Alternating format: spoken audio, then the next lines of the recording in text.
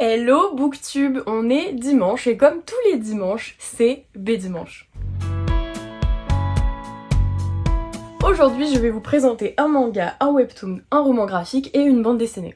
On va commencer par le roman graphique qui s'appelle Tight Song de Wendy Xu aux éditions Bliss. J'ai clairement craqué à la médiathèque quand je l'ai vu passer entre mes mains, vraiment. La couverture, l'ambiance générale, je sais pas, le bouquin dégageait une aura et donc je l'ai emprunté et j'ai fait le bon choix. On va suivre Sophie qui est une jeune sorcière qui part en apprentissage chez sa tante pour apprendre la magie et apprendre surtout à gérer ses pouvoirs afin d'intégrer une académie magique qui nécessite des examens un petit peu pointus. Sauf que Sophie, c'est pas un personnage qui est très patient et elle va vouloir user de la magie seule. Mauvaise idée, puisque malheureusement, en voulant gérer sa magie, elle se retrouve emportée par une bourrasque de vent dont elle a pris, elle avait pris le contrôle d'une petite flamelle de vent qui est devenue une bourrasque parce qu'elle ne sait pas gérer ses pouvoirs et plouf, elle est tombée dans la mer. Dans la mer, heureusement, elle est sauvée par un dragon des mers qui ont aussi des pouvoirs, etc. mais plutôt aux océans, alors que Sophie est plutôt pour l'air, la terre, la nature, etc. Ce dragon, il s'appelle Lyre et donc il lui sauve la vie. Sauf qu'en lui sauvant la vie, avec Sophie, il lie leur magie s'en mêle. Et il devient amnésique et ne peut plus se transformer en dragon des mers. Donc c'est un petit humain amnésique qui ne sait pas d'où il vient, qui est avec Sophie et qui fait de la magie, super. Sauf qu'un jour on va apprendre qui est vraiment Lyre et il se trouve qu'il est le fils d'un roi marin et donc Sophie, elle est vraiment dans la mouise. Elle se fait gronder dans tous les sens. Enfin bon, c'est assez marrant comme intrigue et en même temps il y a un vrai enjeu politique pour les enfants hein, parce que c'est quand même assez jeunesse, je vais dire c'est à partir de 12 ans quoi. À l'intérieur on nous présente une tante qui est très très dure avec Sophie, elle lui dit qu'elle n'y arrivera jamais, enfin Sophie elle est vraiment traumatisée par ça, c'est vraiment des paroles qui restent ancrées en elle et à chaque fois qu'elle fait de la magie, elle a cette petite voix dans sa tête qui lui dit en fait j'y arriverai jamais, je suis bonne à rien, c'est quelque chose d'assez poignant à lire puisqu'on voit l'impact de la violence verbale en fait sur un enfant et on peut le rediriger à plus grande échelle dans le monde d'aujourd'hui, dans les relations parentales, dans les relations d'autorité, etc. Les dessins sont magnifiques, enfin c'est vraiment une ambiance quoi. Je vais vous montrer un petit peu, mais j'ai adoré les dessins qui sont un petit peu tout en rondeur, tout en couleur pastel, je ne sais pas, c'est vraiment très très joli, donc je vous la recommande énormément. Elle est toute douce, toute tranquille, il n'y a pas à se creuser plus que ça la tête. Si vous aimez un petit peu la magie et les sorcières plutôt du côté nature, harmonie avec les éléments, je vous la recommande. On va passer au manga qui s'appelle L'Éden des sorcières de Yumeji, publié aux éditions Kiun. Non, je n'ai pas fait exprès de prendre deux choses qui parlent de sorcières, j'ai vu ça tout à l'heure en écrivant mon script, mais on va parler de sorcières, voilà, c'est bientôt Halloween, on est dans le thème. On va suivre la jeune Pili qui est une jeune sorcière qui a vécu toute sa vie loin du monde. Elle a été élevée par une vieille dame qui s'appelle Toura et qui est une grande magicienne qui connaît tous les savoirs ancestraux, etc. qu'elle va enseigner à Pili. Elle vit donc dans un sanctuaire qui est caché complètement à la vue des hommes. Pourquoi est-ce qu'il est caché? Parce que les hommes, ils ont subi une catastrophe naturelle, enfin il n'y a plus du tout de végétation, c'est vraiment un monde qui est dévasté. Et les hommes, ils mettent la faute sur les sorcières, ils disent que c'est elles qui ont volé la végétation, etc. Alors qu'en fait, au contraire, le seul moyen de ramener la végétation, c'est les sorcières. Puisqu'elles gèrent des graines, elles gèrent la nature, elles peuvent faire pousser des choses, etc. Un jour, des hommes armés s'introduisent dans ce cocon où a grandi Pili, et ils tuent Toura, donc la femme qui l'a élevée. Pili, elle se retrouve seule, elle est anéantie et elle se sauve. Forcément, elle sauve sa peau. Sa grand-mère, avant, lui a confié une graine qui va donner naissance à un loup un peu végétal qui va devenir son protecteur. On va donc suivre ces deux personnages, donc Pili et le loup, qui a un nom mais j'ai oublié exactement... C'est un petit peu compliqué à expliquer comme ça parce qu'il y a pas mal de détails, c'est un univers qui est assez travaillé. Il faut savoir que c'est une dark fantasy qui est un petit peu contemplative, les dessins sont très détaillés et parfois il y a des scènes où juste on va regarder les images, on va regarder les plaines, les montagnes qui sont dévastées ou au contraire la végétation que fait pousser Pili, enfin c'est vraiment magnifique. C'est un petit peu dans l'ambiance des studios Ghibli. les dessins, la poésie qu'il y a derrière. Aujourd'hui c'est en 5 tomes, il y en a un 6ème qui est prévu il me semble pour le mois de décembre. J'ai lu pour l'instant les premiers tomes et vraiment c'est super, les personnages sont très bien travaillés, enfin il y a tout un attachement autour des personnages, on s'identifie aussi pas mal à eux, c'est vraiment top. Voilà, c'est une découverte manga que j'ai découverte grâce à Pauline, atelier Suzette, sur Instagram puisqu'elle me l'a offert pour mon anniversaire.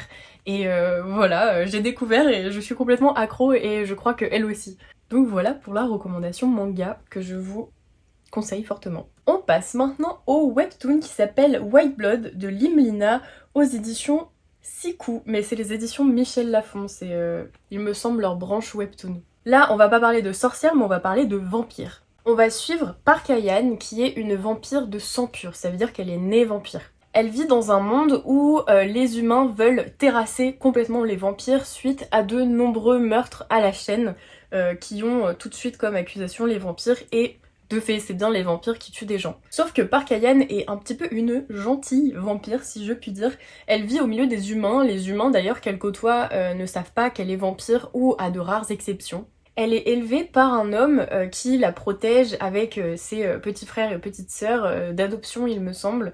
Sauf qu'un jour, cet homme il est traqué par les vampires parce que lui il sait que Park est une vampire donc il la protège. Il meurt dans un incendie, en fait ils vont brûler l'église il me semble dans laquelle ils habitent. Park elle est très en colère, mais vraiment très en colère, elle se transforme etc. Elle veut tuer tout le monde et par esprit de vengeance elle veut rétablir la paix entre les humains et les vampires pour qu'il n'y ait plus de tuerie.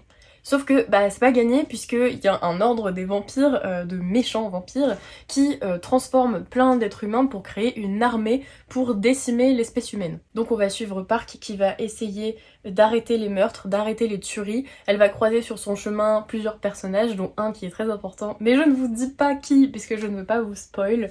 Mais on est dans un super univers. Alors j'ai un reproche, c'est que ils sont tous beaux, ils sont tous musclés. Après vous allez me dire oui bah c'est les webtoons coréens etc. Oui c'est vrai, mais c'est un petit peu dans l'abus parfois. Je veux dire ils sont un peu disproportionnés quoi. On peut pas être tous beaux et tout bien musclés et super forts, enfin voilà. Et parfois il y a une sorte de facilité dans les combats, ça veut dire que Park elle en fait elle se fait vraiment jamais blesser, elle n'est jamais vraiment au point de mourir quoi. Il y a des petites tensions et tout mais c'est vraiment facile. Alors après elle est pas arrivée à la bagarre finale mais quand même c'est ce petit reproche. Après ça ne gâche rien du tout à l'intrigue, l'intrigue est très addictive, vraiment j'ai toujours envie de savoir la suite.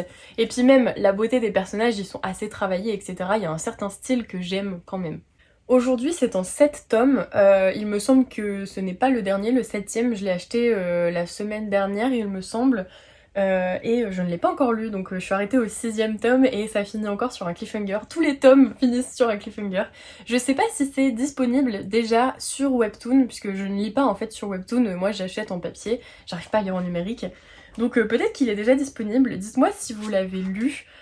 Franchement c'est un webtoon que je recommande, je n'en lis que 2, hein. Je ne lis que Loré Olympus et White Blood, mais celui-ci est vraiment top et puis c'est vraiment sans prise de tête quoi. Il y a aussi une petite romance à l'intérieur que j'aime beaucoup, mais je vous laisse la découvrir, je ne vous en dis pas plus. La dernière bande dessinée dont je veux vous parler, c'est Le Roi Louve de Adriane Alibert et Lapierre aux éditions Dupuis. L'intrigue se passe dans un monde très lointain où les animaux ont été remplacés par des insectes et où les saisons changent d'un jour à l'autre. Ça veut dire qu'il y a l'hiver, il y a l'été, il y a le soleil et la pluie dans la même journée, enfin bon c'est un peu le bordel.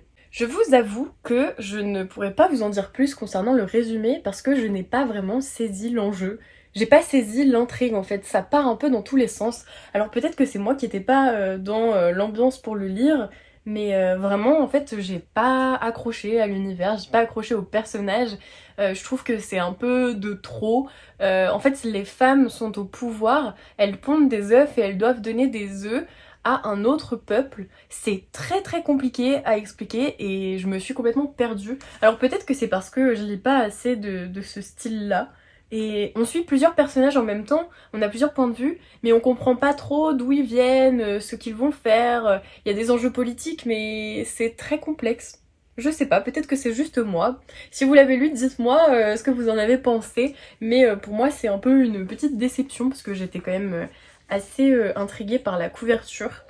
Même finalement les dessins ne me parlent pas trop. On a des personnages un petit peu de héroï fantasy, mais déjà vus. Enfin, on a des hommes mi-humains, mi-animaux.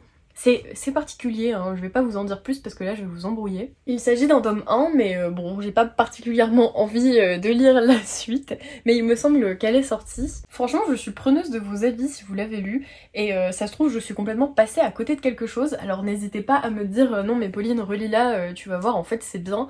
Mais moi, je suis sceptique. Et voilà, et ben dimanche, bah, c'est aussi donner des avis un peu mitigés, donc voilà, je suis un petit peu mitigée sur cette bande dessinée. C'est déjà la fin de ce B-Dimanche qui doit être assez rapide finalement, mais j'ai essayé d'être assez condensée puisque j'ai pas mal de choses à faire cette semaine, mais je ne voulais pas annuler mon B-Dimanche. Si vous avez envie d'un petit peu plus de détails, n'hésitez pas à m'écrire sur Instagram, je vous répondrai avec plaisir pour vous donner d'autres conseils, etc. Et puis moi, je pars en examen de latin, je suis en vacances la semaine prochaine, donc je vais essayer de tourner un épisode de B-Dimanche un petit peu plus long, avec 5 ou 6 BD en présentation au lieu de 4. Voilà, dites-moi ce que vous en pensez en commentaire, et moi je vous fais plein de bisous et à la semaine prochaine.